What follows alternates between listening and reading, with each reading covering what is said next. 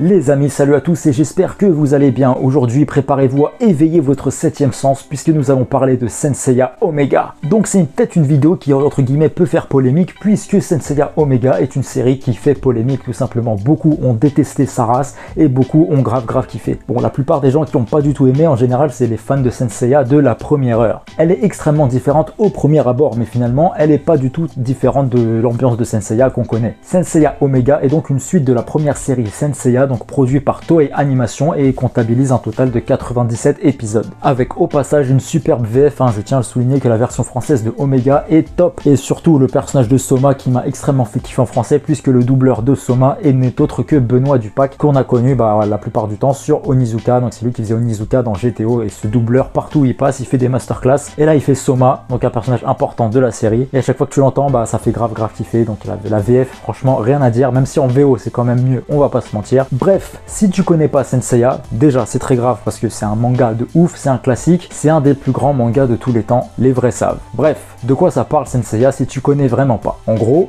depuis la nuit des temps, des chevaliers font leur apparition, tous les 200 ans en gros, pour défendre la terre contre les forces du mal. Ces guerriers sont vêtus de tenues de combat qu'on appelle les armures, et obéissent sous le signe de constellation, et se battent pour protéger la déesse Athéna qui se bat donc contre d'autres dieux. Athéna qui protège la terre, qui est la déesse de la guerre, proche des hommes. Voilà en gros un résumé très bateau de l'histoire. Donc quand je vous dis ça, vous dites ouais c'est un manga chelou quand même si vous connaissez pas, mais t'inquiète pas que c'est un des plus grands mangas de tous les temps, c'est incroyable. Bref, revenons à Saint Seiya Omega. Cette histoire qui se déroule plus de 13 ans donc après la série originelle et qui mettra en avant une nouvelle génération de chevaliers qui au début de l'histoire feront face au dieu Mars et à son armée. Et il faut savoir que dans Saint Seiya Omega, on entend à plusieurs reprises la légende de Seiya et de ses compagnons qui ont protégé Athéna et la terre à de nombreuses reprises. C'est des chevaliers légendaires. Et puis les retrouver, ces anciens chevaliers qu'on a connus dans notre enfance, beaucoup plus grands, beaucoup plus matures, avec de l'expérience, une aura et un charisme incroyable, ça fait toujours plaisir. Vraiment, ils ont trop de flow maintenant, encore plus qu'avant. Bref, Saint Seiya Omega, de quoi ça parle?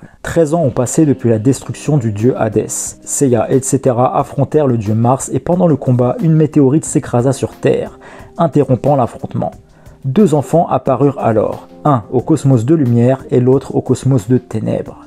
La fille alla avec Mars et le garçon alla avec Athéna. Au sanctuaire, le petit Koga et Athéna coulaient des jours paisibles, mais pour lui, la vie allait basculer. Mars fit son retour et s'en prit alors à eux, mais Seiya vint les secourir, mais impuissant, il fut prisonnier par Mars. Après cette bataille, les chevaliers légendaires sont contaminés par la puissance ténébreuse de Mars et perdent l'usage de leur cosmos. Mais le temps passe. Athéna veille à ce que Koga obtienne le meilleur des entraînements pour devenir chevalier, et la tâche est confiée à Shaina. Mais Mars, lui, réapparaîtra, et en voulant protéger Saori, donc Athéna, Koga éveille le chevalier qui sommeillait en lui et revêt l'armure de Pégase que Saori lui avait confiée. Mais Koga ne peut rien faire. Mars repart en enlevant Athéna et Koga, abattu, décide de partir à sa recherche pour la délivrer. En route, il rencontrera Soma, et le suivra à la Palestre, donc l'école qui forme les chevaliers, dans l'espoir d'obtenir des infos sur Athéna. Et c'est ainsi que Koga suit les cours à la Palestre dans le but de se former et rencontrer Athéna, et il y fait la rencontre de plusieurs compagnons qui vont l'aider à développer son cosmos. Entre-temps, il apprend que Athéna doit venir à la Palestre, mais il s'agira d'une fausse Athéna, une certaine Aria, une jeune fille élevée par Mars.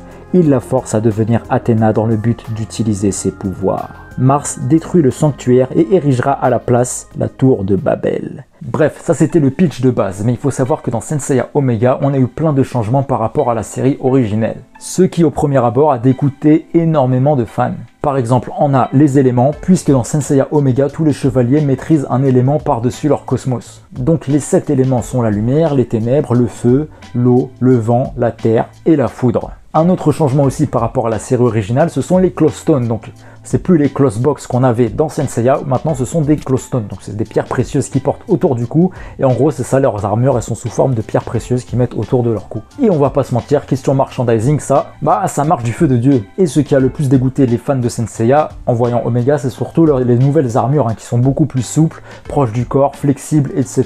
Donc voilà, les armures sont sous forme de cristaux que tu as autour du cou, donc on n'a plus les grosses boîtes de livreur Uber Eats là sur le dos là comme ça.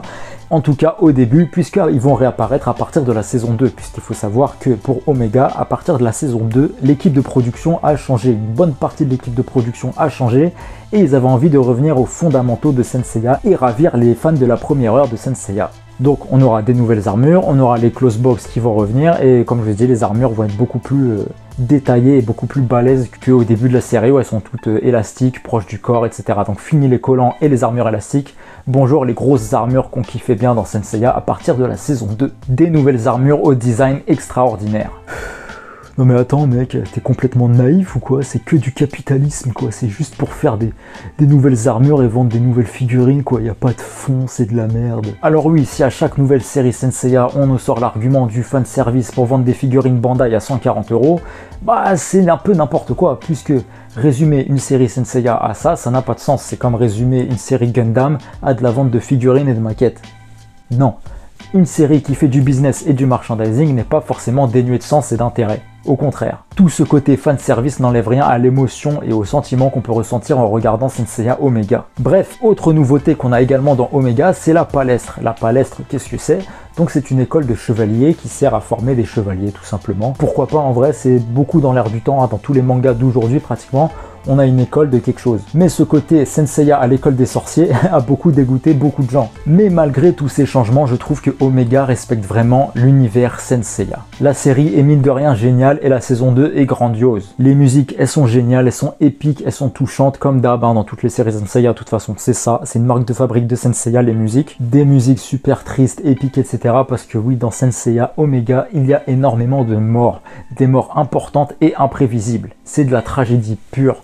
C'est du Saint Seiya quoi. De plus, on a le personnage principal, donc Koga, qui a en lui les ténèbres. C'est un personnage à deux facettes, mine de rien, qui ne va cesser de lutter entre le bien et le mal. Et c'est la première fois dans Saint Seiya que nous avons un héros comme ça. Ce n'est pas du tout un personnage lisse, il est extrêmement complexe et bien développé. Les nouveaux chevaliers d'or sont également pour la plupart assez stylés. Bien que certains seront sans intérêt, on en aura d'autres qui vont extrêmement nous faire kiffer. Je pense notamment à Sonia, Genbu, Fudo ou encore Paradox, elle m'a grave fait kiffer. Et puis Kiki, ça fait super plaisir de le voir beaucoup plus grand, on va pas se mentir, il a franchement glow up de ouf. Pour moi, Saint Seiya Omega est une suite géniale, bien que le style de dessin est très différent et fasse beaucoup plus gamin. Mais il faut savoir que ce style enfantin des dessins va être contrasté par une histoire des plus tragiques et des plus sombres. Parce que oui, Saint Seiya Omega, mine de rien, c'est parmi les spin-off Saint Seiya qu'on a, je crois que c'est le plus dark hein, qu'on ait, mine de rien. Oui les amis. Et à noter également l'apparition des anciens chevaliers de bronze, comme je vous ai dit, qui à chaque fois vont nous faire kiffer de ouf. Ils ont trop de flow maintenant, c'est un truc de ouf. Et ce qui est intéressant, c'est qu'à chacune de leurs apparitions,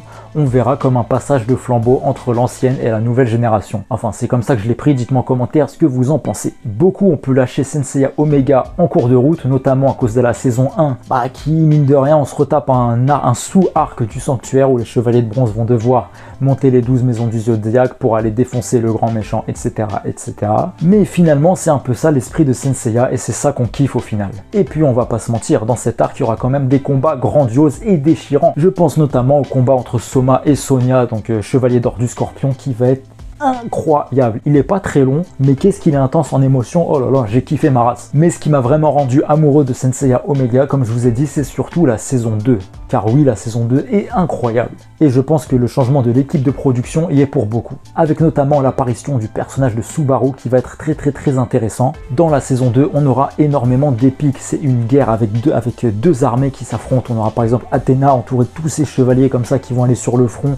J'ai cru que c'était le Seigneur des Anneaux, j'ai kiffé ma race, mais de fou. De plus, la relation entre la déesse Pallas et Titan est extrêmement intéressante à suivre et des plus touchantes. Mais je ne vous en dirai pas plus si vous n'avez pas vu. Bref, malgré des débuts difficiles, la série va monter en puissance de manière exponentielle pour arriver à un niveau d'excellence. Ouais. La série a également été conçue pour faire ressentir aux nouveaux spectateurs ce que nous, ancienne génération, avons pu ressentir en regardant la première série de Saint Seiya. Par exemple, il y aura énormément de clins d'œil à la première série, par exemple le combat entre Pégase et le dragon, on a encore le combat entre le dragon et Persée, donc c'est des classiques ces combats-là. On a également ce qui se passe dans le sous-arc entre guillemets du sanctuaire. Certains schémas vont se répéter, par exemple ils arrivent à la maison du bélier, le bélier qui va les aider en réparant leurs armures, blablabla. Le combat entre Pégase et le chevalier d'or du taureau qui se finit plus ou moins de la même manière. Mais Senseiya Omega va quand même nous laisser plein de questions sans réponse, et notamment certains personnages qu'on aimerait beaucoup voir, mais qui n'apparaissent pas du tout dans la série. Je pense notamment à Marine, qui est un de mes personnages de Senseiya favoris, de ouf.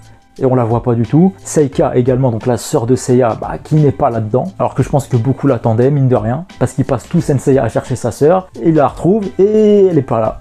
Elle est où? Je sais pas. Comme dans Senseiya Next Dimension, elle apparaît pas non plus. Alors ça, j'ai pas compris non plus. Mais bon, c'est pas grave. Ça n'empêche pas de kiffer non plus. Omega est donc finalement une version moderne de Senseiya. Donc je pense personnellement que si Senseiya n'avait jamais existé et que si c'était un manga ou un anime qui devait sortir de nos jours, et ça ressemblerait à ça en fait, ça ressemblerait à Omega tout simplement. Quoi qu'il en soit, si vous ne connaissez pas Senseiya, je pense que Senseiya Omega, déjà vous allez tout comprendre, vous n'avez pas besoin de connaître Senseiya pour kiffer Omega, et si vous connaissez pas du tout Senseiya, Omega mine de rien c'est une porte d'entrée parfaite pour entrer dans ce fabuleux univers qu'est Senseiya. Donc voilà les amis, c'était un peu mon avis sur Senseiya Omega, que beaucoup détestent, que beaucoup adorent. Personnellement, comme vous avez compris, je suis un grand fan de Omega, surtout la saison 2 qui a glow up de ouf. Donc voilà les amis, merci d'avoir regardé cette vidéo. On se retrouve très bientôt sur la chaîne pour plein d'autres vidéos, manga, anime, sur Senseiya, pourquoi pas, etc.